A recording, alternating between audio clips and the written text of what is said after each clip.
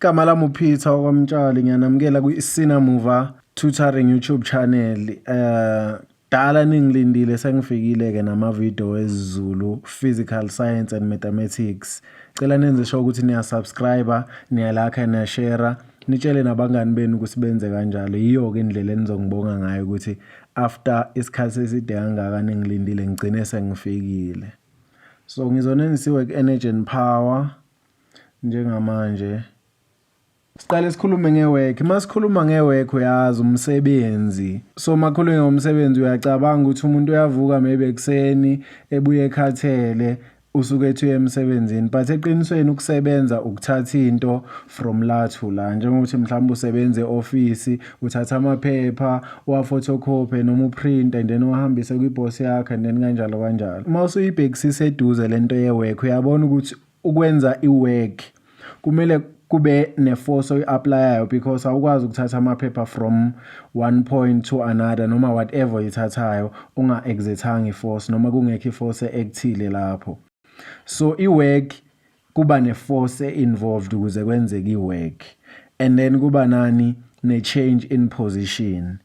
Kusho ukuthi if amaphepha bela etafuleni sesizowabona manje ekumnikazi wawo lo ekumele siwahambise kuye, because mangathiwa uthi wena wenza umsebenzi kodwa mina ngiyahamba ngiyabuya into engithe uyithatha uyisuse isaselapha divele ikhona, kufana nokuthi awenzanga umsebenzi. Nanoma ungayisusa into uphumele nayo phandle ubuyisele endlini uphumele nayo phandle. If uzoyibuyisela lapha ikhona ekuqaleni, meaning akuna change in position, kusho ukuthi umsebenzi awuwenzanga because umuntu ngeke ezebona ukuthi uyimuvile lento le. So i-work is force times the displacement. That's the work done. Into kumele uyazi-ke leyo. But iformula le-work lithi W equals to F delta X cos theta. U-W is the work done, u-F is the force, and then u-delta X is the change in position. And then u-cos theta singasho ukuthi direction of i-force from the horizontal, but sisazokhuluma-ke ngaleyo nto leyo noma from the displacement. Work is the work done measured in joules, and then force is measured in newtons njengoba sazi. Delta X is the displacement measured in meters, and then kuba cos theta. Kumele understand the free body diagram so that uzokwazi ukuthi okay makwenzeka i-work mangakanani ama-forces asebenzayo noma enza i-work kuleyo object leyo. So mawazi i-free body diagram uzokwazi maybe ukuthi kune-frictional force, kune-applied force, kune-normal force, kune-gravitational force for example, or any other force ongayicabanga e-actayo kwi-object. So kuzoba ne-work done by each and every force e-actayo kwi-object. Angazi noma niyangi-understand, kumele kodwa ningi-understand. So siyaba ne-work done by applied force oku-WFA, and then izoba equals to F applied delta X and then cos theta, u-theta or applied force in that case. Singaba futhi ne-work done by frictional force okuzoba u-WFF equals to FF delta X cos theta. Lo theta u-theta we-frictional force. Kube ne-work done by gravity oku-FG delta X cos theta, but siyazi ukuthi FG equals to mg. That's why ibona sengibhalile lapha ukuthi FG is mg. Into kumele uyazi leyo. With i-work done by normal force, kumele wazi ukuthi i-work done by normal force iu-0 joules. I-reason for ukuthi ibe u-0 joules is because i-normal force by definition sithi a force exerted by a surface on an object with which it is in contact and which is perpendicular to the surface. Uyamuzwa lo and which is perpendicular to the surface, meaning i-normal force akwenzeki nga-act perpendicular to the surface, and u-perpendicular i-angle ewu-90 degrees. Kusho ukuthi u-theta ka-work done by normal force is 90 degrees. So cos of theta okusho ukuthi cos of 90 degrees uzosinikeza u-0, making yonke-ke leyanto ukuthi ibe u-0 because 0 times anything is 0. So i-work done by normal force iu-0 throughout the chapter because i-definition of normal force ayishintshi, u-acta perpendicular to the surface. And then work done by gravity naye kuyenzeka ebe u-0 joules, but yena uba u-0 joules only on the horizontal surface, because on the horizontal surface boba u-2 u-normal force no-Fg ba-acta perpendicular to the surface. But work done by gravity akabi u-0 joules all the time, because kuyenzeka i-object ibe on an inclined plane. Work done by gravity lapho noma u-gravitational force aka-acti perpendicular, but on the horizontal surface u-gravity u-acta perpendicular. So uyibheke leyo nto leyo with u-delta x. Mawuchecka leya diagram yami leya ino-delta x ino-h.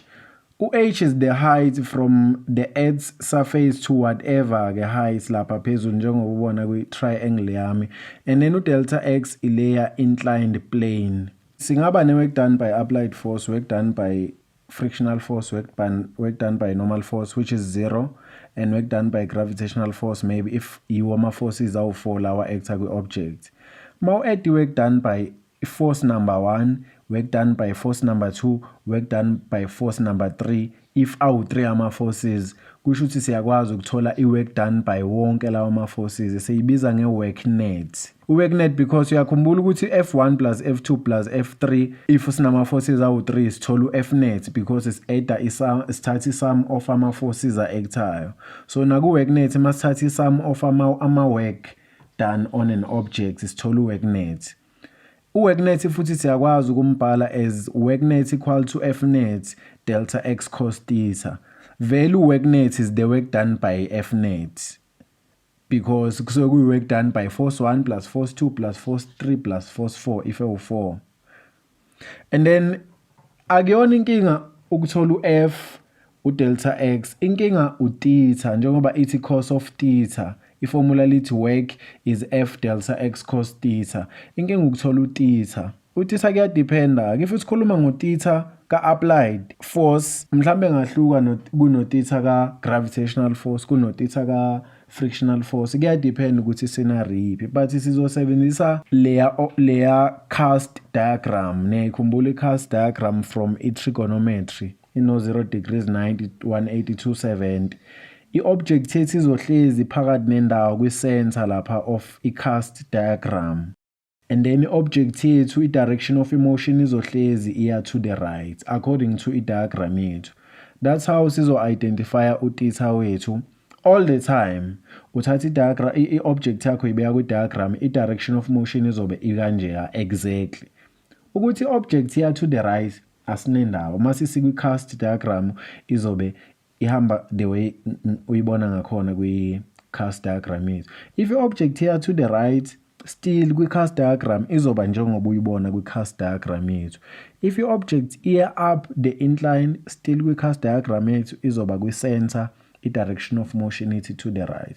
If iya down the incline, still kwi-cast diagram izoba kwi-center, i-direction of motion ithi to the right. If iya from phezulu to down, going down, from phezulu going down, izoba kwi-center, kwi-cast diagram yethu, direction of motion ibe to the right. From down going up, kwi-cast diagram yethu izoba se-center, ihambe to the right. Sizo-identify kanjalo masebenzisa enakhunja i-cast diagram yethu. Into ozoyi-check-ke njengo-work done by applied, u-theta ka-work done by applied, angithi uyayibona ukuthi i-object yethu iya to the right, emotion yayo, and the applied force is to the right also. Asithatheni-ke thina i-object yethu siyibeke kwi-cast diagram, sibhale i-direction of motion. Mawuchecka lapha kwi-scenario yami, i-direction of motion and direction of applied force ziya kwi-same direction, meaning even nakwi-cast diagram yami kumele ziye kwi-same motion, and u-applied force wethu la uhamba horizontal, kusho ukuthi uya kubani ku-0 degrees straight. U-theta ka-applied force kule scenario lena uya ku-0 degrees. So i-work done by applied force izothi WFA equals to FA delta x cos 0. U-0 degrees lo 0 ngimthole lapha phezulu. And then another scenario, i-applied force iya to the left and i-motion yethu iya to the left. Okwakho ukuthini? Thatha i-object yakho ibeke kwi-cast diagram, direction of motion is to the right regardless angithi. And then usuyo-check-a futhi kwi-scenario yakho ukuthi konje i-direction of motion ne-direction of applied force beziya kwi-same noma beziya opposite. Okay, uyabona beziya kwi-same, uzozisa kwi-same, uyakwazi ukudraw u-F applied. Behamba horizontal, uzoqhubeka ehambe horizontal nakwi-diagram yethu. So kuyacaca ukuthi uze kubani? Uze ku-0 degrees futhi nakule case yethu le. So izothi work done by applied force equal to FA delta x cos of 0 degrees. U-0 degrees uyelo esimthole lapha phezulu. Naye nge-scenario. I-object yethu ikwi-inclined plane. Iya up the incline. I-direction of motion ithi up. U-applied force uthi up.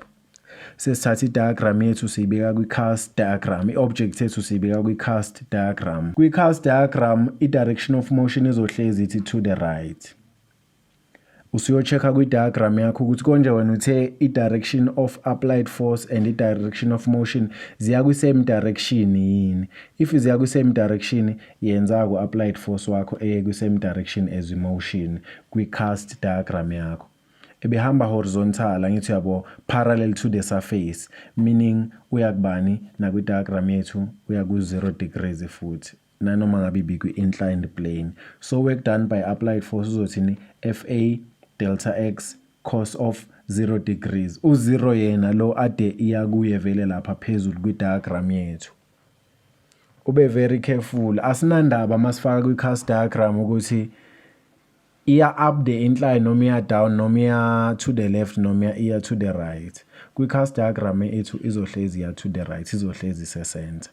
So if iya down the incline object yethu and i-applied force nayo is to the same direction iya down the incline, sizothatha thina object yethu siyibeke kwi-center kwi-cast diagram yethu, direction of motion is to the right. Bese sibuyela kwi-diagram yethu siyo-check ukuthi i-direction of motion ne-applied force beziya kwi-same direction yini.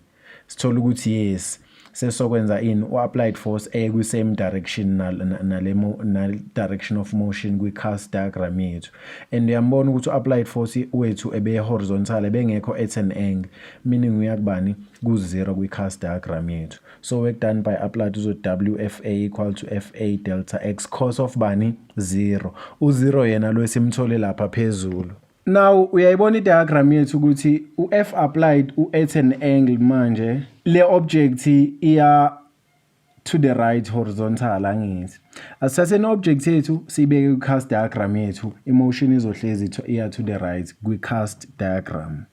Bese thini u-F applied seso-check-a kwi-scenario yethu. U-F applied ne-direction of motion beziya ngathi ziya kwi-same direction, although u-F applied ebe at an angle. So kwi-cast diagram yethu sizomenza u-F applied ebe njenga kwi-scenario yethu, kusho ukuthi akasayi manje horizontal, uya at an angle, meaning akasayi ku-0 degrees, useyakubani ku-10 degrees if i-angle yethu ku-10 degrees. So izothi work done by F applied equals to F applied delta x cos of yona leya angle leya u-F applied ade yakuyo ebeya ku-10 degrees. So izothi 10 degrees if ebeya ku-10 degrees. If beku-20 besokwenza u-20.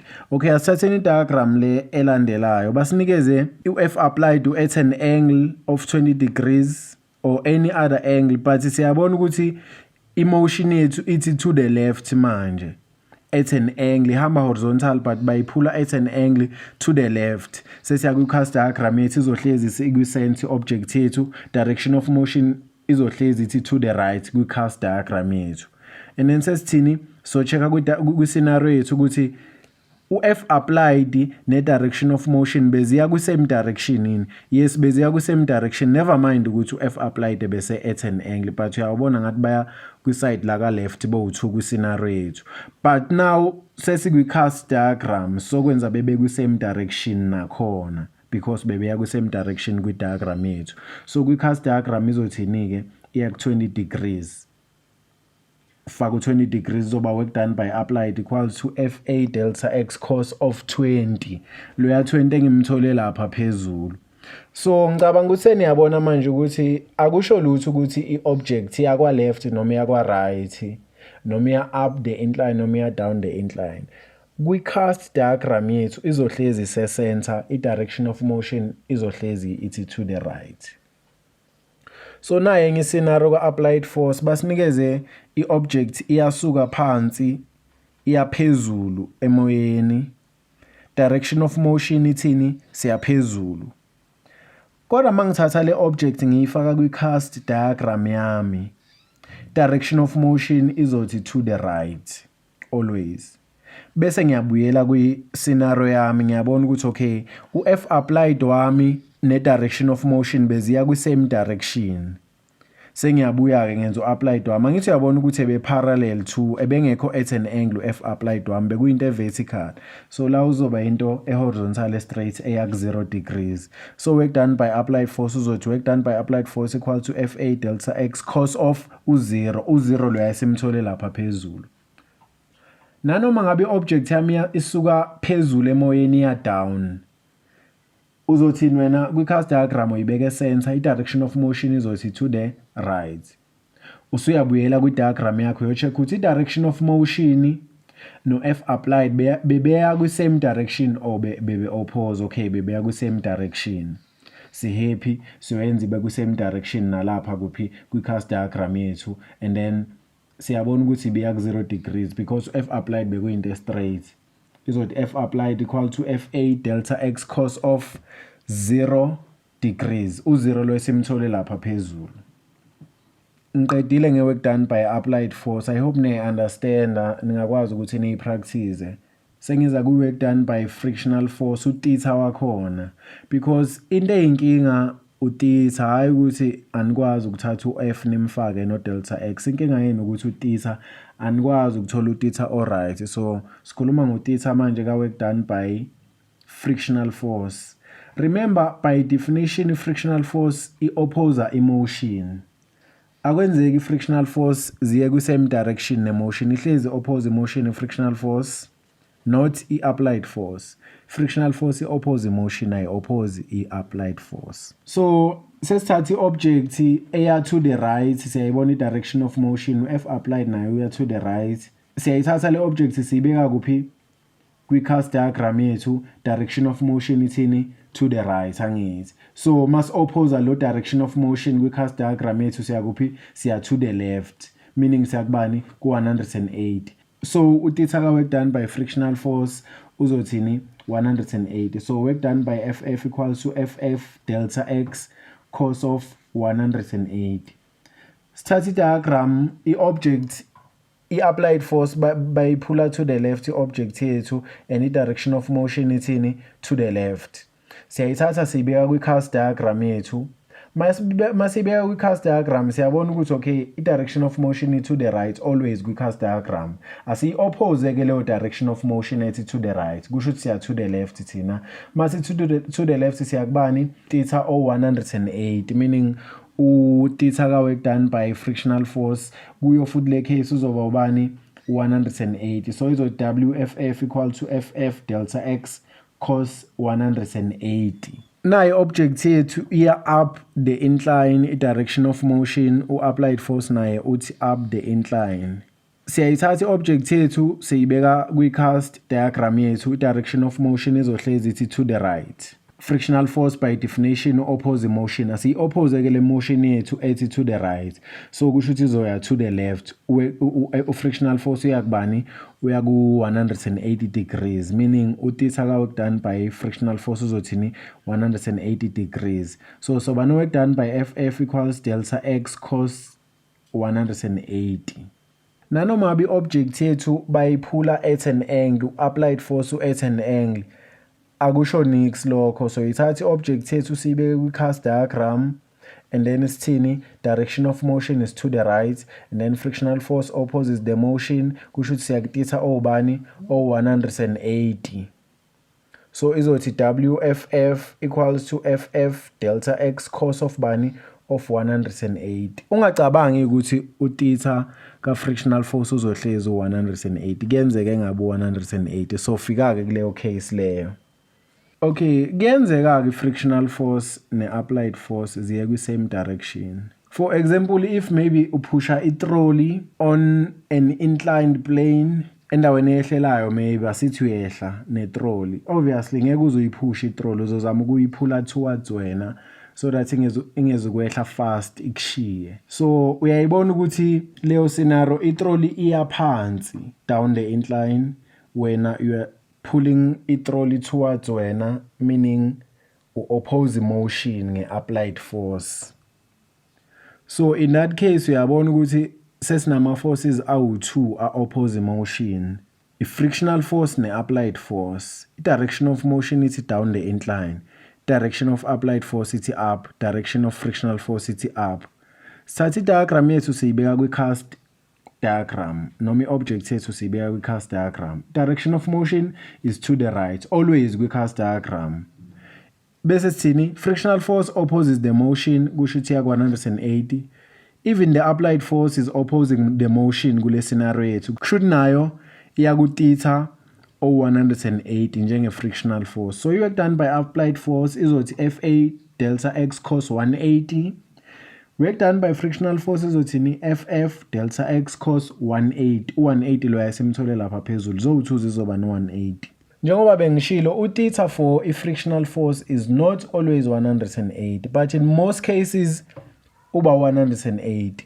Kuwo wonke lama case engikhulume ngawo u-180, but not always.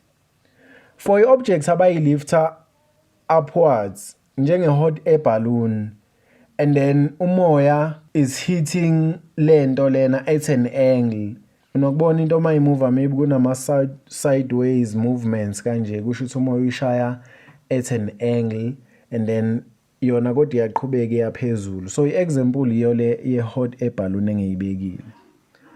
So into ozoyibheka-ke wena lapho if ufuna u-theta wakhona, uzothi okay umoya ushaya nge-angle obani ewu-30 degrees.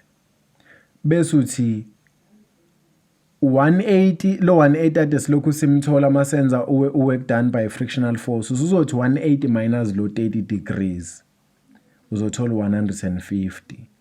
Meaning now u-theta ka work done by friction is 150. 180 minus i-angle le umoya oshaya ngayo, so u-30 in this case simthole kanjalo 150. Ku-work done by gravity ihluke kakhulu. Okokuqala siyakhumbula ukuthi work done by gravity iyaba u-0 joules, but only on the horizontal surface, because kwi-horizontal surface u-gravity u-acta perpendicular to the surface, meaning kuzoba u-cos of 90 degrees, making everything ukuthi ibe u-0. But manje awu-2 ama-case engifuna ukukhuluma ngawo a-different ka-work done by gravity. Kuyenzeka uthola ukuthi i-object iya up the incline, kuyenzeka uthola ukuthi i-object iya down the incline. So now sesizokhuluma ngo-90 no-270 kwi-cast diagram yethu. I-object yethu ise-center, u-up u-90 degrees. I-object yethu ise-center, u-down u-270 degrees ma ucheck i-cast diagram yakho. So if i-object iya up the incline, u-theta wethu ka-work done by gravity, only u-work done by gravity uzothi 90 plus angle of inclination if iya up the incline. If iya down the incline, u-down u-270, so izothi 270 plus angle of inclination. If ufaka u-90 kuphela kuzoba u-0, if ufaka u-270 kuphela kuzoba u-0. So uzobona lapho ukuthi oh bekumele ngi-add. So u-up is 90, u-down is 270. So if you are up the incline, 90 plus angle of inclination. If you are down the incline, 270 plus angle of inclination. As minus siya plus. Asithi object yethu iya down vertically. Direction of motion is down. And then i-applied force yethu now is in the same direction ne-gravitational force, and then frictional force is in the opposite direction. Usuyabona uma uyithatha uyifaka kwi-cast diagram ukuthi u-theta ka-applied no-theta ka-FG bazofana and bazoba u-0 degrees bowu-2. ihamba kanjalo ke lento le kaTitha. Yinto kumele uyazi leyo ngoTitha. Akukho easy ukuthola uTitha. Into easy ukuthi uthola uFF udelta X and then mase kumele ufake cos of Titha uthole wenza imistake. Ningawenzi lawo mistakes lawo. Bese kuba i-energy. Ngikhuluma nge-energy njengamanje. Energy angazi beniyidefine kanjani kwa grade 1. Thina besithi ability to do work. But energy engizokhuluma ngayo which is measured in joules. I-energy engizokhuluma ngayo i-kinetic energy. An energy an object has due to its motion. Ngikhulume nge-gravitational potential energy. Energy an object has due to its position above the Earth's surface. Bese ngikhuluma nge-mechanical energy, the sum of kinetic energy and gravitational potential energy. So ukuze uthole mechanical energy wa-add O2 ama-energy lawa esikhulume ngawo. I-kinetic energy is EK equal to half mv squared. Into esiyaziyo leyo. Uyabona ukuthi i-kinetic energy depende kwi-motion, i-velocity. So i-velocity ma u-0 kusho ukuthi kinetic energy u-0. I-velocity ma inkulu, i-kinetic energy inkulu. I-velocity ma incane, i-kinetic energy incane because i-kinetic energy idepende kwi-velocity. And then gravitational potential energy is EP equals to mgh. M is mass, G is 9.8 gravitational acceleration, and then H is the height above the Earth's surface.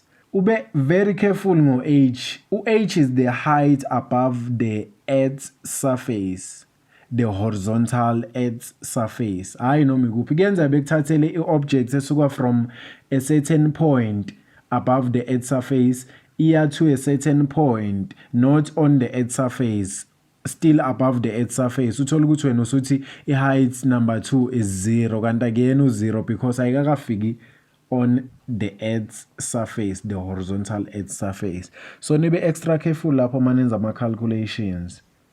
So i-mechanical energy, if i-system isolated iyaba conserved, meaning i-mechanical energy ye-object at point number 1 izofana ne-mechanical energy ye-object at point number 2. So sine conservation noma sine principle of conservation of mechanical energy. It's in an isolated system, the total mechanical energy is conserved noma remains constant. So if usibhala i-principle of conservation of mechanical energy mathematically, so Emec before equals Emec after, meaning Emec at point number 1 equals to Emec at point number 2. Mechanical energy before equals mechanical energy after. But mechanical energy siyazi ukuthi is the sum of two energies lawa esikhulume ngawo. U is EP and then K is kinetic energy, EK. So izothi U plus K before equals U plus K after. Masi expanda sizokwazi ukwenza substitution izothi mgh plus 1 over 2 mv squared equals mgh plus 1 over 2 mv squared. Mass A1, object A1. So mass is common. Ungabi worried if bethi perform a calculation using lel formula and then abakunikezanga mass. Mabe ngakunikezanga mass akunandaba because mass is common. Uzo factor out, and then ikhanselane or carry on with i-calculation yakho. At the end udivide nge-mass ngapha nangapha ikhanseleke i-mass because i-mass ye-object A1 le. Sina ne-work energy theorem. I-work energy theorem ithi the work done on an object by a net force is equal to the change in kinetic energy of an object. Yeah, isho leyo nto work energy theorem. Mathematically, workness equals to change in EK. Remember, EK is the kinetic energy. So change or delta loya siyazi ukuthi is what is EK final minus EK initial. And then work net is F net delta X cos theta shilo. Saphinde sathi futhi work net is work done by F1, work done by F2, work done by F3 depending on ama forces onawo. So kuzodependa if unayo net force asikho isidingo sokuthi ufune work done by force 1 plus work done by force 2 plus work done by force 3. Uzovela ufaka net force then delta X and then cos theta and then ngala sino 1/2 mv squared final 1/2 mv squared initial. So bengasho ukuthi calculator whatever la, maybe velocity initial, velocity final, or work done by whatever force or whatever force ke bengasho ukuthi calculate i-work energy theorem ne-principle of conservation of mechanical energy zisebenza ngendlela efanayo. Mabethe calculate using energy principles, it's either uzosebenzisa i-work energy theorem or uzosebenzisa i-principle of conservation of mechanical energy. Work energy theorem sometimes bayibiza nge-work energy principle. Into eyi-1 leyo. Sinama forces abizwa ngama-conservative forces, sibe nama forces abizwa ngokuthi ama-non-conservative forces. Ama-examples wama-conservative forces sine-gravitational force, nawo-ke lawo ma-force engiwabhalile eniwabonayo. Nama-examples futhi wama-non-conservative force, ikhona i-frictional force, resistance, namanye kama-examples. So once kwaba ne-non-conservative force kwi-system yethu, i-mechanical energy is no longer conserved. So E-mech before is not equals to E-mech after once kwaba ne-non-conservative force. So i-formula selizothini, work done by non-conservative force equals to change in EK plus change in EP. If awuthanda ukusebenzisa lelo formula, uzothi U plus K before plus whatever work done by non-conservative force equals to U plus K after. Lizosebenza kanjalo. Iformula eli-1 leli. Kuyadepend ukuthi uthanda ukusebenzisa liphi. Ningayikhohlwa leyo nto, once kwaba ne-non-conservative force, mechanical energy is no longer conserved. So U plus K before is not equal to U plus K after. Meaning if you have to calculate whatever kumele uyicalculate, uzothi U plus K before plus work done by non-conservative force equals to U plus K after. Angizukukhuluma kakhulu nge-power, but power is the rate at which work is done. Sinama formula u2 esingawasebenzisa we-power. P equals to W over delta T. W is the work done by whatever force abathi calculate power yayo, and then delta T is the time in seconds. Let's do formula lithi P equals to FV. V is the constant velocity. So if bekunikeza i-constant velocity, just use lela formula lokugcina leliya. Ayikho into engayikhuluma much about i-power. Uzoyithola kuma-notes wakho and textbooks. Every time mawusolve ama-problems on i-work energy and power, uminde igama elithi constant velocity, i-keyword leyo okumele uyimind. Mabethi constant velocity, remember from ama-Newton's laws, sazi ukuthi acceleration is 0 meters per second squared. If acceleration is 0 meters per second squared, meaning F net is 0 newtons. If F net is 0 newtons, meaning work net is 0 joules, because work net is F net delta x cos theta. So if F net is 0, everything about 0, so work net is 0 joules. Ningayikhohlwa leyo nto leyo. That's it ku-work energy and power. Mawukuthi mhlawumbe ufuna more information, uhambe ku-textbook, uhambe kuthisha wakho. But le information lena i-very useful engikunikeze yona. Ungakwazi ukuthola i-total ku-work energy and power ngale information engikunikeze yona. Ungakhohlwa ukusubscribe. Bekuphithi igama okwamtshali Sibongo, isinamuva, iproject. Ngiyabonga.